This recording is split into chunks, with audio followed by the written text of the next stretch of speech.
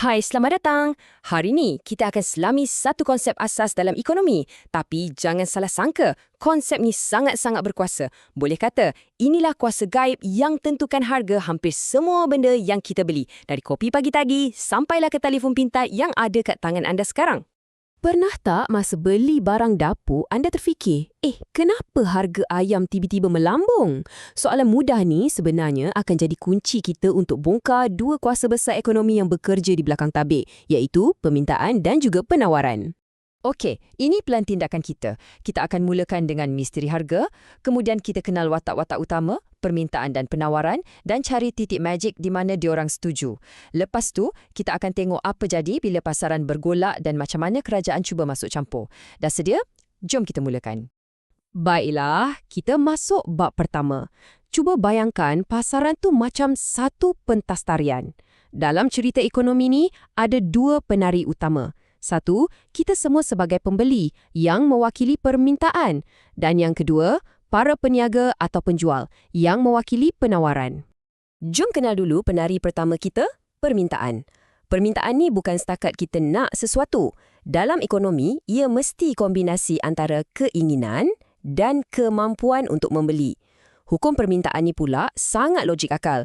Kalau semua benda lain tak berubah, atau dalam bahasa ekonominya, ceteris paribus, semakin murah harga sesuatu barang, semakin banyaklah kita nak beli. Betul kan? Nah, cuba tengok graf ni. Nampak tak keluk permintaan ni mencerun ke bawah? Bentuk dia sendiri dah cerita macam-macam. Ia tunjukkan hubungan songsang antara harga dengan kuantiti. Bila harga tinggi, kuantiti yang orang nak beli sikit je. Bila harga jatuh, baru ramai yang nak beli. Okey, sekarang kita tukar watak pula. Bayangkan kita ni penjual. Ini penawaran. Ia tentang berapa banyak barang yang peniaga sanggup dan mampu jual. Hukum penawaran pula terbalik. Kalau anda ni pengeluar, mestilah anda lebih semangat nak hasilkan lebih banyak barang kalau boleh jual dengan harga yang lebih tinggi kan? Yalah, untung pun lagi besar. Tengok pula keluk penawaran ni. Nampak? Dia mencerun ke atas. Ini secara visualnya menunjukkan hubungan yang selari. Harga lagi tinggi, lagi banyaklah barang yang ditawarkan dalam pasaran. Simple? Okey, sekarang kita dah kenal kedua-dua kuasa ni, permintaan dan penawaran. Jadi, apa jadi bila mereka bertemu di pasaran? Di sinilah magicnya berlaku. Kita panggil ia titik keseimbangan.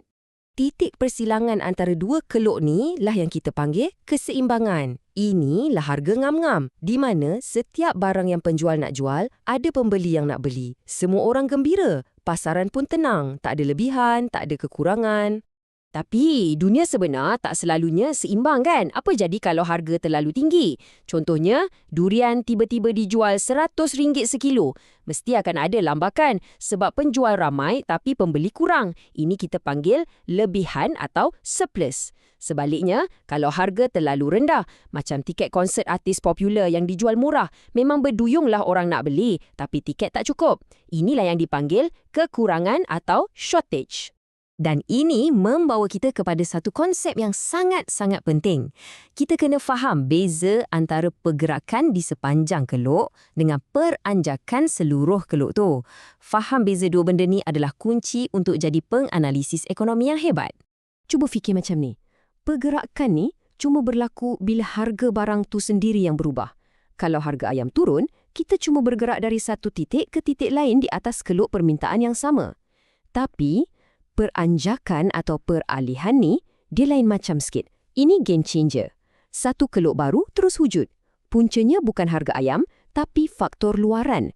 Contohnya, tiba-tiba pendapatan semua orang naik, jadi semua orang mampu beli lebih banyak ayam pada mana-mana harga.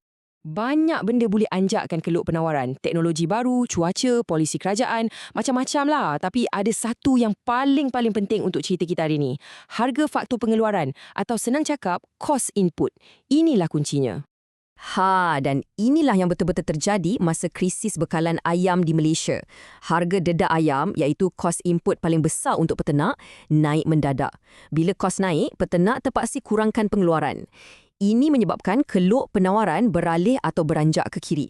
Maksudnya, tak kiralah apa pun harganya, jumlah ayam yang ada di pasaran memang dah jadi sikit. Bila harga barang keperluan macam ayam ni naik melambung, selalunya kerajaan akan rasa terpanggil untuk masuk campur. Niatnya baik, iaitu untuk melindungi pengguna ataupun pengeluar. Caranya adalah melalui kawalan harga. Alat yang pertama ialah harga ceiling. Ia macam letak cap pada harga. Ini adalah harga maksimum yang dibenarkan. Dan nak bagi dia berkesan, harga ceiling ni mesti ditetapkan di bawah harga pasaran sebenar. Contoh paling senang kat Malaysia, harga petrol RON 95. Kerajaan tetapkan harga maksimum supaya kita semua mampu isi minyak. Tapi, ada kesannya.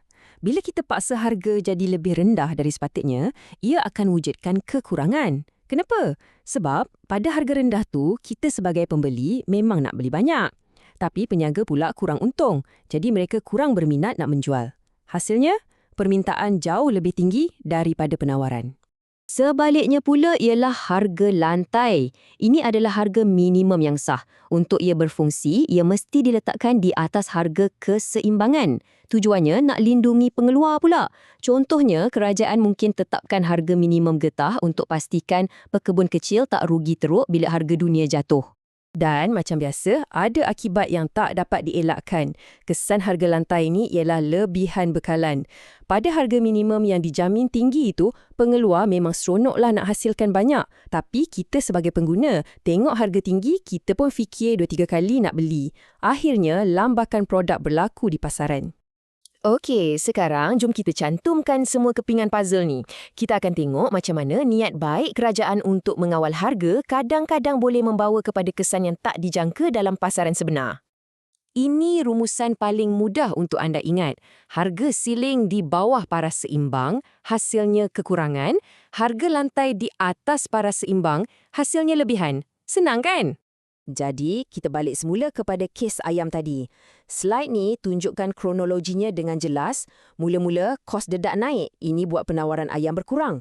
Kemudian, kerajaan laksanakan harga siling. Gabungan kedua-dua benda ni, penawaran yang dah sedia sikit, ditambah pula dengan harga yang dikawal rendah, mencipta ribut sempurna yang menyebabkan masalah kekurangan ayam yang kita semua hadapi. Jadi apa pengajarannya? Walaupun kawalan harga ni niatnya baik, ia seringkali mengacau tarian semula jadi antara permintaan dan penawaran. Akibatnya, ia boleh cipta masalah baru yang tak dijangka, macam kekurangan stok, lambakan barang dan macam-macam lagi ketidakcekapan dalam pasaran. Dan ini meninggalkan kita dengan satu soalan besar yang tiada jawapan yang mudah. Antara pasaran bebas sepenuhnya dengan campur tangan kerajaan, yang mana satu sebenarnya jalan terbaik untuk kesejahteraan kita semua. Ini adalah satu dilema klasik antara kecekapan ekonomi dengan keadilan sosial. Satu perdebatan yang takkan pernah tamat. Apa pula pandangan anda?